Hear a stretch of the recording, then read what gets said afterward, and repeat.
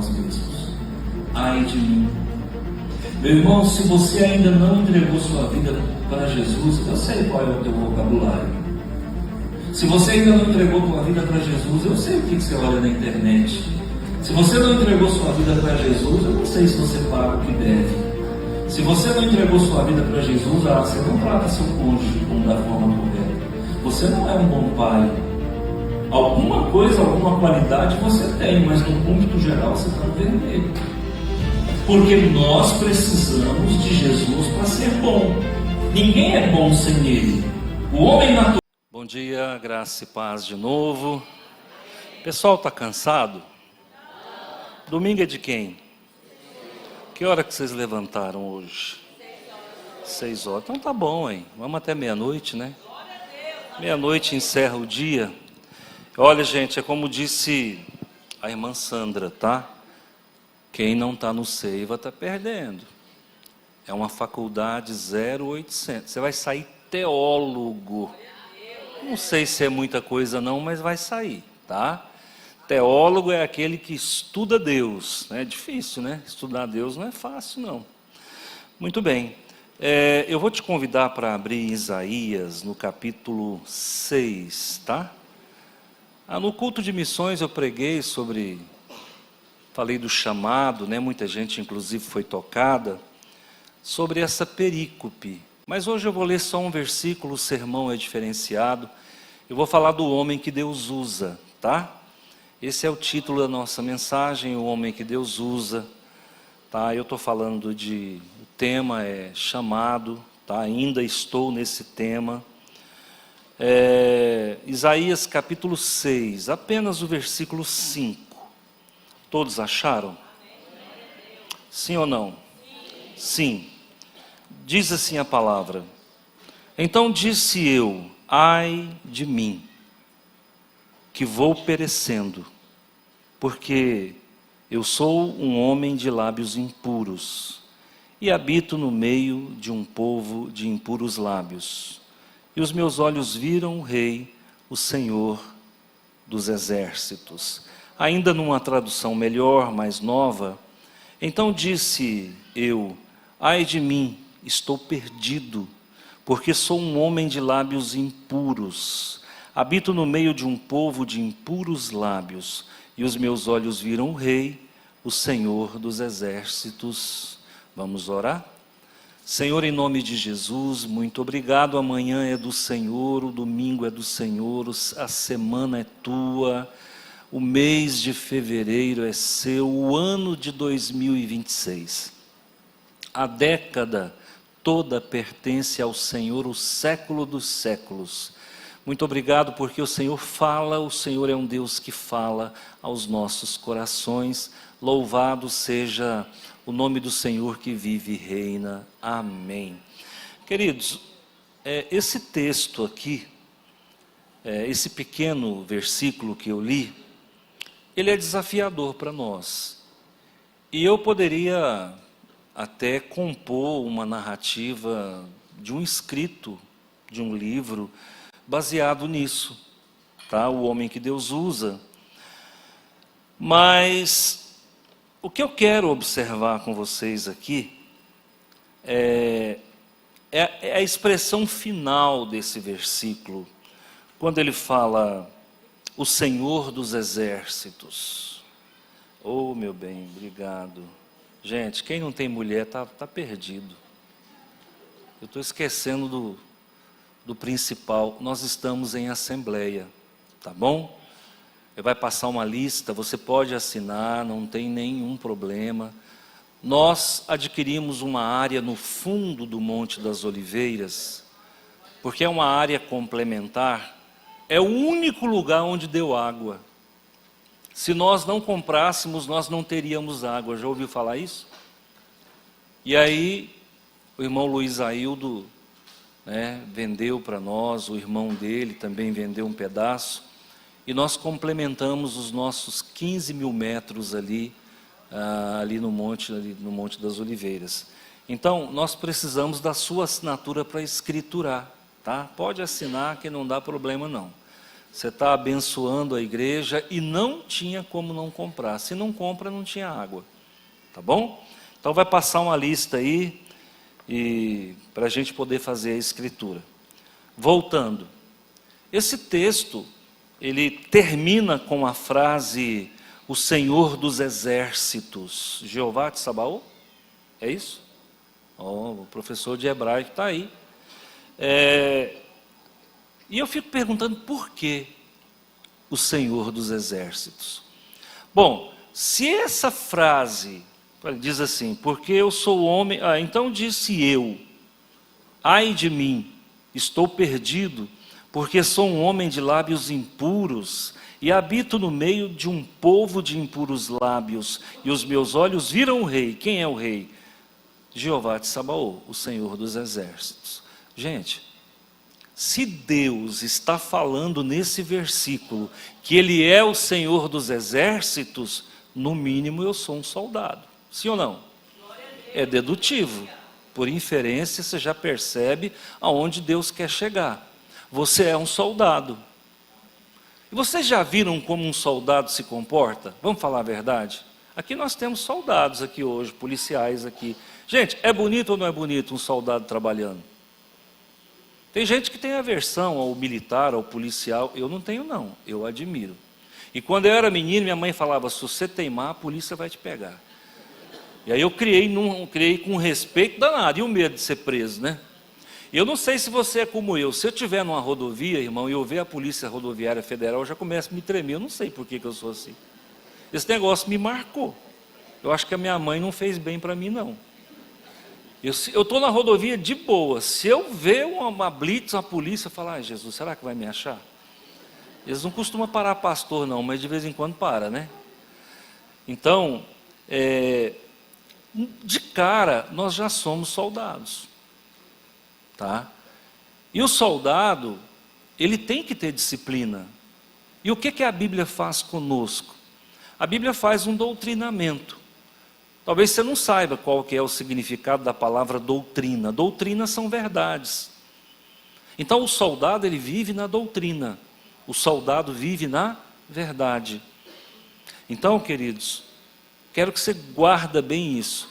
Agora, se você for analisar aqui, de forma compartimentada o versículo, muita coisa está inserida, muitos valores e muitas verdades estão inseridas nesse texto. E eu vou começar uma dissecação aqui para você vir comigo nesse estudo. Nós não vamos ter muito tempo, tá? E disse eu, bom, do que ele está falando? Ele havia recebido a revelação de Deus. O que a gente está estudando pela manhã? A revelação de Deus, sim ou não?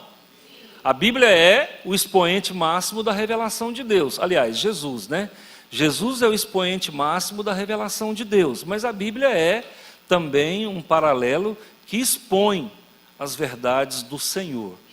E nós vimos hoje pela manhã, quem veio no Seiva, que existem 3 pilares, né, da hermenêutica, que é a revelação, a inspiração, a inerrância, tá, e a iluminação.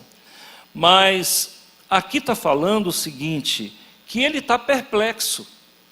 Isaías está perplexo porque ele acabou de ver o rei. Eu acho que pouca gente teve experiências como essa. A citar, Jó teve essa experiência de ver o rei. Ezequiel teve essa experiência de ver o rei. Pedro teve essa experiência de ver o rei. Tá vendo? Então você vai ver João na ilha de Patmos, quando então ele recebe a revelação da revelação que é o Apocalipse, ele também teve o privilégio de ver o rei. Agora, quem tem um contato dessa natureza com Deus, ele não pode continuar sendo o que ele era. Às vezes eu vejo as pessoas dizerem assim, né? Nossa, mas que unção nesse culto. Mas o que mudou na sua vida? Porque se a unção foi tão grande e não muda nada, alguma coisa está errada. Unção de Deus não é degustação. Deus não derrama a unção dele para você degustar, não. Deus derrama uma unção transformadora, como disse o pastor Rafael hoje pela manhã. O viés é metanoico, né? Metanoico é ruim, né? É meta alguma coisa, né? O viés é esse, é transformação, tá? Então, toda vez que a gente tem um encontro com Deus, algo grande acontece na nossa vida, tá? E a gente vai provar isso à luz do que foi escrito, do que foi lido. Agora aqui ele fala assim, do fim para o começo, né? Eu estou indo de trás para frente. E os meus olhos viram. O homem que Deus usa, ele vai ter visões. E muitas vezes a acuidade dessa visão, ela não se dá pelos olhos físicos, ela se dá pelos olhos espirituais. Você sabia que nós temos olhos espirituais? Vocês se lembram quando eu falei para vocês, eu fui professor de zoologia, de entomologia. Entomologia é a parte da biologia que estuda os insetos, tá? E uma das coisas que a gente aprende estudando alguns insetos, por exemplo, o mosquito, é que ele tem visão de 360. Por isso que você não consegue matar um mosquito. Ele enxerga pelas costas, tá? Agora, preste atenção, preste atenção. Fisicamente a gente enxerga como? Frontalmente, um pouquinho na lateral.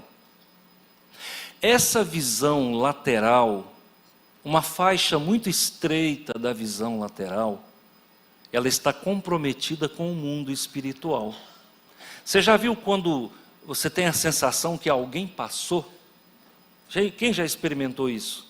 Alguém passou mesmo. Mas esse alguém que passou não é desse mundo. Essa zona aqui, ó, é o pouquinho que sobrou do Éden. Porque quando Adão foi expulso do Éden, a visão espiritual dele foi fechada. Mas Deus deixou uma pequena aresta, uma pequena fresta, onde nós temos percepções do mundo espiritual. Para provar para você que o nosso espírito enxerga, mas o nosso espírito enxerga não apenas frontalmente. Nós temos uma visão espiritual de 360, alá mosquito. Quer que eu te provo? Vou provar para você. Quantas vezes você está aqui e você tem a impressão que chegou alguém atrás de você? E você olha, realmente chegou. As coisas do mundo espiritual, elas são bem avantajadas, né? Eu acho que o Itu se inspirou no mundo espiritual. Lá em Itu tudo é grande, não é isso? Quem já foi em Itu? Tem alguém de Itu aqui, gente? É. Então, lá é tudo grande. Então a visão também ela é alargada no mundo espiritual. Nós enxergamos pelas costas também. Eu me lembro uma vez que eu estava orando, orava muito em cachoeira, né? E eu levei um pessoal para estar orando conosco e levei uma das filhas minha mais nova, ela era adolescente, e eu entrei dentro do córrego e tinha uma pedra, né, ali tinha uma pequena cachoeira, eu sentei em cima daquela pedra e fiquei ali mais ou menos 1h30 orando. Lá pelas tantas, porque à medida que você vai mergulhando no mundo espiritual, você vai tendo amplitude de visão espiritual. E quando já estava quase no final do período que eu estava orando, eu de olhos fechados, não abri hora nenhuma, eu estava aqui, eu senti que alguém chegou de cá. Eu falei, mas que percepção é essa? Eu estou de olho fechado, um barulho da água, tchá, que eu olhei, era minha filha. Então, gente, isso aí prova para nós que a visão, ela é espiritual. Agora a pergunta aplicativa, com que olhos Isaías enxergou Deus? Com olhos físicos? Nunca na vida. Porque Deus é espírito, Ele está numa outra dimensão. Você não vai ver Deus com esses olhos. Aliás, se você vê Deus com esses olhos, você morre. Tá? Quando Moisés pediu para ver a glória de Deus, Deus falou, olha, se esconde atrás da rocha, fica na fenda, eu vou passar, mas eu vou passar de costa. Porque se os teus olhos virem a minha glória, você não suporta, você sucumbe. Então, gente, essas experiências que você vai ver relatada na Bíblia, elas são puramente espiritual. Aí quando a Bíblia fala, ninguém nunca viu Deus. Bom, ninguém nunca viu Deus com esses olhos aqui, viu, gente? Às vezes a gente tem que explicar para as pessoas, porque tem muita gente que tem assim uma interpretação muito rasa. E eu estou abrindo a sua mente. Eu sempre vou pregar abrindo a sua mente. Então preste atenção. Com que olhos Isaías enxergou a glória de Deus? Com os olhos espirituais. Como é que eu estou aqui e eu consigo ver algo que está numa dimensão alhures, se eu não tenho condições de enxergar nem 18 quilômetros de distância? Então, obviamente, essa visão foi puramente espiritual. Por isso que ele não morreu, mas ele sofreu uma transformação. O Isaías antes da visão e o Isaías depois da visão é outro homem. São dois homens diferentes. É por isso, irmão, que cada vez que você vem num culto como esse, você recebe um cadinho mais da glória de Deus. E é por isso que cada vez que você vem aqui, você vai melhorando. Você vai sendo transformado. Você vai deixando de ser lagarta e vai virando borboleta. Tem uns crentes meio lagartioso ainda, mas já tem muito crente voando. Já tem muito crente bonito, colorido, psicodélico. Não pode ser psicodélico demais, não vira carnaval. Mas já tem muito crente transformando e transformado. Tá ok, gente? Então vamos lá. Então a visão ela é espiritual. Vamos de trás para frente. Tá? É uma homilia, tá? Esse sermão aqui não tem estrutura. Eu gosto de falar para vocês entenderem. É uma homilia, é versículo por versículo. Porque sou um homem de lábios impuros e habito no meio de um povo de impuros lábios. Gente, mas que viagem é essa? O cara no bom sentido, o profeta, que ainda não era profeta, ele é um homem pecador que está no meio de pecadores. Interessante, né? É um pecador no meio de pecadores e ele confessa. Aqui a gente já aprende um princípio elementar da fé. Aprendam a confessar os seus pecados. Hoje o que a gente vê aí, irmãos, são cadeados. É o crente cadeado, não abre nada. Chega no gabinete pastoral, não abre nada. Ele conta o pecado do outro, mas ele não conta o dele. Você fez isso? Fiz não. E você sabe que fez. Muitas vezes o pastor fica sabendo. O pastor é igual ao marido traído, mas ele fica sabendo. Demora a descobrir, mas ele descobre. Vem por mensagem, vem por foto. Um dia uma pessoa era líder na igreja, eu recebi uma foto dessa pessoa tomando uma taça de cerveja. E quem me conhece sabe, o meu discurso é o mesmo há 22 anos. Sou radicalmente contra a bebida alcoólica, até porque eu não bebo, eu tenho autoridade, E aí recebi essa foto da menina tomando é um copão branco assim, não sei como é que chama, espumado, E eu fui na casa da pessoa. Falei, não, eu não aguento não, é muito para mim.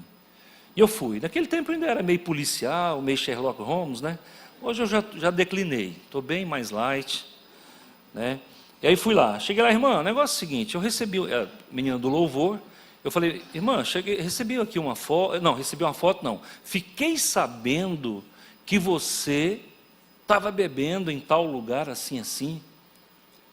Mentira. Isso é pura mentira. Aí a irmã dela veio e falou, pastor, como é que o senhor aguenta tanta fofoca na igreja? Eu olhei para as duas e falei, gente do céu, uma mata, outra enterra.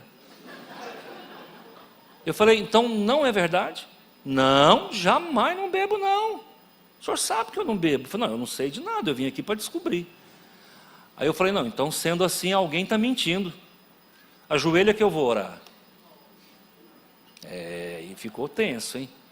Coloquei a mão e falei, Senhor, é para arrebentar com quem está mentindo. Eu quero que o Senhor opera, meu Deus, mas o Senhor opera com poder, e o mentiroso, o Pinóquio de Jesus, vai pagar caro por ele. Desse jeito, irmão. Entrei no carro e fui embora. Quando eu estava chegando em casa, o telefone tocou. Era ela. Pastor, retira essa oração, pelo amor de Deus. Retira, pastor. Eu sinto que vai dar problema. Falou, eu não entendi, irmã, essa oração é contra o mentiroso. Ela falou, eu sou mentirosa.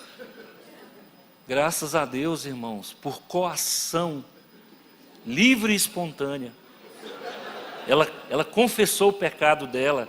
E aqui nós temos um homem de Deus confessando o seu pecado. E você?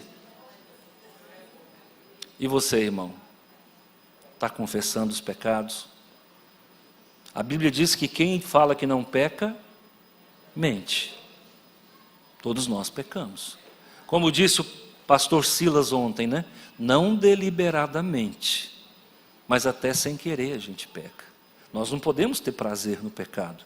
Eu não posso ter prazer no pecado. Eu posso até errar, mas eu também tenho o direito de me arrepender, confessar e chorar e não pecar mais. Então, Isaías está assumindo uma falha que é cultural, porque se ele tem lábios impuros e o povo com quem ele anda também tem lábios impuros, não precisa ser expert para entender, é cultural. A impureza dos lábios, ela é antes de tudo cultural. Nós vivemos num mundo de gente de impuros lábios. E muitas vezes nós acabamos adotando essa postura de forma osmótica, a gente absorve esse pecado, né? E acaba praticando. Agora, irmãos, vamos e convenhamos, tem que haver transformação. E uma das primeiras coisas que acontece na vida do crente é a mudança de vocabulário. Quando eu vejo um crente falando palavrão pela boca pesada, irmão, eu não me apartava de uma desgraça. Eu não podia passar uma raiva, essa desgraça. E tinha outras coisas mais que eu falava. Quando você recebe Jesus, você começa a perceber, porque o Espírito Santo vai te convencendo que aquilo não te pertence mais. Irmão, eu chutava carro. Me lembro uma vez que eu morava nessa casa aqui, essa casa foi minha. Eu morava nessa casa aqui, irmãos. Isso nem era crente ainda. E eu tinha um carrinho, toda a vida eu gostei de carro de cor de ferrugem. Eu tive 2 carros da cor de ferrugem. E esse foi o primeiro. Acordei de manhã, fui dar na partida, ele fez quem já passou por isso sabe. Rapaz, eu desci desse carro, fui no meio da porta, mas dei uma bicuda, arregacei meu dedo, amassei o trem, ficou uma bola assim na porta. Pô, ficou ruim que eu tive que pagar um martelinho de ouro, tive que gastar. Mas deixa eu te falar, totalmente desequilibrado, totalmente descompensado, xingando, acorda já de mau humor, de mal com a vida. E quando a gente encontra com Jesus, isso é dissipado, isso é desfeito. Você começa a enxergar a vida com outros olhos e você começa a perceber que tem que fazer ressignificações. Não dá para ser novo com um homem velho dentro de si gritando, tentando sair do túmulo. Então, quando nós recebemos Jesus, temos um encontro com Jesus ou com Jeová, a primeira coisa é que você começa a perceber que a tua boca tem que ser transformada. Tá? E aí ele diz ainda, de trás para frente, porque sou um homem de lábios impuros, ok. Então disse eu, ai de mim. O primeiro ai da Bíblia é contra você. Ai daqueles, não. O primeiro ai que a Bíblia fala é contra nós mesmos. Ai de mim. Meu irmão, se você ainda não entregou sua vida para Jesus, eu sei qual é o teu vocabulário. Se você ainda não entregou tua vida para Jesus, eu sei o que você olha na internet. Se você não entregou sua vida para Jesus, eu não sei se você paga o que deve. Se você não entregou sua vida para Jesus, você não trata seu cônjuge da forma correta. Você não é um bom pai. Alguma coisa, alguma qualidade você tem, mas no cômpito geral você está no vermelho. Porque nós precisamos de Jesus para ser bom. Ninguém é bom sem Ele. O homem natural não consegue ser bom sem Jesus. Então ele diz, ai de mim, porque sou um homem, estou perdido. Essa é a conclusão que nós devemos chegar quando temos um encontro com Deus. Eu vejo essas igrejas aí que ficam fazendo encontro com Deus. Vai lá, faz um encontrão com Deus lá, daqui 30 dias está tudo danado de novo. Não, peraí, o que Deus tem para nós não é degustação, é transformação profunda.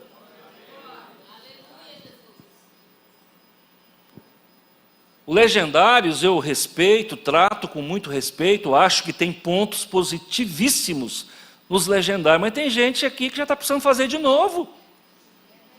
Não, gente, não adianta você vir todo psicodélico depois de um encontro, depois de uma imersão, depois de um negócio, e daqui a pouco você está de novo deixando o velho homem tomar conta da sua vida. Boca pesada, mau humor, trata todo mundo com casca e tudo. Isso não é comportamento de um cristão. Isaías estava vivendo esse quadro. E ele precisava mudar de vida. E quem é o deflagrador? Quem foi o catalisador dessa química espiritual? Ninguém menos do que o próprio Jeová de Sabaô, o Deus dos exércitos. Ó, meu irmão, não cai na mão do Deus dos exércitos não, viu? Se você cair na mão do Jeová Rafá, você vai ser curado. Se você cair na mão do Jeová Nissi, ele vai levantar uma bandeira para você. Mas se você cair nas mãos do general de guerra, soldado te atipa, soldado. Se você é soldado, você prepara, meu irmão, que sobre você tem cabo, tem sargento, tem tenente, tem major, tem coronel, tem capitão, tem tudo. Nós estamos dentro de uma ordem que vai caminhar para o céu, está caminhando para Deus. Então Isaías cai na mão do Deus vivo, e como foi dito aqui pela manhã, é terrível cair nas mãos do Deus vivo. E aí Isaías cai na mão dele, e Deus encontra ele da pior forma que poderia encontrar. Talvez Deus te encontrou também de uma forma bem decadente. E agora começa a metanoia, começa a transformação. A lagarta vai virar borboleta. Isso demora, isso é um processo, vivo processo. Ah, pastor, mas tem gente que não larga de ser lagarta nunca. É verdade, irmão. Sabe o que é uma lagarta? É o estágio larval de um indivíduo. Na biologia, indivíduo é um ser. Então, existem crentes, irmãos, que vão viver no estágio larval a vida inteira. É o primeiro estágio da existência. Vai rastejar com a barriga na terra. Então, queridos, Deus encontra você como uma lagarta, mas o fim, aonde Ele quer te levar, é transformar você em alguém que voa, em alguém que é lindo, em alguém que é belo, e Ele vai começar pela sua boca. Tem crente, irmãos, que ele para de xingar, ele para de esbravejar, mas ele não para de falar mal da vida dos outros. Falar mal da vida dos outros é bom ou não é, gente? Não, não fica calado não, que é hipocrisia. Vocês sabem muito bem que a gente gosta de falar mal da vida dos outros. Por quê? Porque a gente se sente melhor. Por algum momento você ficou superior a alguém. Não é? Só que a Bíblia condena. A Bíblia condena a gente falar mal dos outros. Agora, não confunda falar a verdade com falar mal. São duas coisas bem distintas, tá? Muitas vezes você está falando mal porque você está tecendo, você está fermentando. E às vezes você está falando uma verdade que precisa ser colocada. Então é tênue, mas não é a mesma coisa. Então, queridos, eu quero fechar. O homem que Deus usa, vou fechar agora. O homem que Deus usa, ele é tirado do meio do pecado. O que a Belmira disse aqui? Não, eu era usuária de crack. Mas o que aconteceu? Ela teve um encontro com Jesus. E o que aconteceu? Deus queimou a língua dela. E ela foi transformada. E eu tenho certeza que o vocabulário que ela usou aqui é o vocabulário dela no dia a dia, porque ela está transformada. Mas pega ela 10 anos atrás, há 5 anos atrás, como é que estava? Irreconhecível, mutilada, desqualificada, totalmente retroagida na moral, nos valores. Hoje quem é? Hoje é uma mulher que promove formação de pessoas que eram igual a ela. Então, querido, qual é o seu primeiro lugar de missão após a transformação? É de onde você veio. O seu primeiro nicho de missão é exatamente do lugar de onde você veio. Eu tenho muita facilidade para conversar com espírita, embora eles não gostem de conversar comigo. Mas eu tenho muita facilidade de conversar com espírita, com macumbeiro. Por quê? Porque é de lá que eu vim. Eu não sei conversar com noiado, porque eu nunca mexi com droga. A única droga que eu conheci é o cigarro. Desse eu sei falar. Bebida, nunca fui dado a bebida, mas cigarro eu fumava até da Picumã. Entende? Agora, você vai ter autoridade e lastro de fala e vai falar com propriedade no meio do qual você veio. Então eu entendo de espiritismo, de mediunismo, né? Agora, a irmã Belmira, ela é expert em droga. Então, eu não sei de onde Deus te tirou. Eu não sei, mas cada um foi tirado de algum lugar aqui. Da licenciosidade, da permissividade, né? Muitos foram tirados de alguns lugares aqui. Agora, prepara para ser missionário. Isaías, ele era um homem da alta corte. Isaías era de família, que tinha o faz-me rir. Ele não era um pobretão qualquer, possivelmente tirado de uma família de profetas, de sacerdotes. Agora, onde que ele vai fazer a diferença? Ele é um homem de alto poder econômico. Onde que ele vai atuar? Na corte. Na corte. Então Isaías era o homem que lidava com reis. Por quê? Porque aquele era o nicho social dele. Eu não sei qual que é o teu nicho social. Ah, pastor, eu sou manicure. Seja uma bênção lá no salão. Ah, pastor, eu sou cabeleireira. Seja uma bênção lá onde você está. Ah, eu sou professor. Seja uma bênção na sala de aula, entre os pares na sala dos professores. Vocês não têm noção tanto de humilhação que eu já passei em escola. Colegas. Tinha um professor lá na escola que eu lecionava, em uma das escolas que eu lecionava. Esse cara foi um calo no meu sapato, ele foi um Sambalate Tobias na minha vida. Pensa num incircunciso, num filisteu. E eu chegava na escola, ele já vinha ele com piada. E nós não podemos perder o jogo de cintura. Aí eu ria, meio amarelo, meio insatisfeito, mas também não respondia. Quando caía um pastor, em qualquer lugar de Goiás, que saía no Jornal Popular, o jornal chegava na escola bem cedinho, ele já abria na página e estampava em cima da mesa, onde os professores ficavam antes da aula, durante o intervalo. E eu me lembro um dia que eu cheguei, estava o Jornal Popular, uma página inteira, de um pastor que levou um tombo lá em Goiânia. Quando eu entrei na sala, ele falou: ops, crente. Eu cheguei perto e ele falou: olha aí. E aí você tem que olhar aquilo e não pode ficar bravo. Se você apelou, perdeu. Eu falei: tá feio, não tá? Ele falou: é feio demais o que vocês fazem. Feio demais o que vocês fazem. Nessa hora não tem distinção, é todo mundo igual. O povo não sabe diferenciar um testemunha de Jeová de um cristão histórico, evangélico histórico. Não sabe diferenciar. Eles acham que testemunha de Jeová é crente.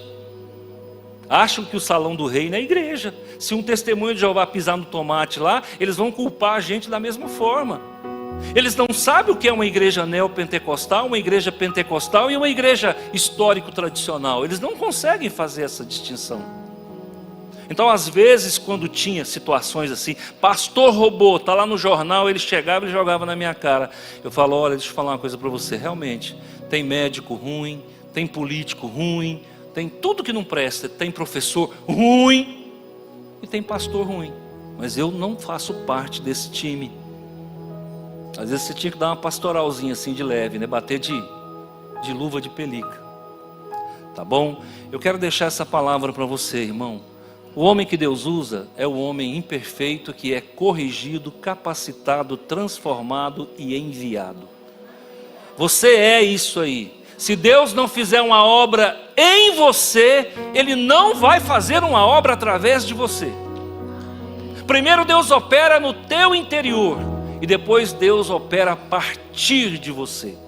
Guarda isso no seu coração. Eu não sei em que nível você está. Eu não sei se você está no nível de Deus operar em você ou de Deus operar através de você. Mas eu vou te dizer que dá para fazer as duas coisas. Enquanto a gente aprende, a gente ensina. Enquanto nós somos corrigidos, nós podemos dar testemunho. Amém? Deus abençoe a sua vida. Deus te dê vitória. Tá? Diga comigo, ai de mim. Estou perdido. Sou um homem de lábios impuros e vivo no meio de um povo de impuros lábios. Mas a brasa viva me tocou, me purificou e agora sou uma nova criatura. Deus te abençoe.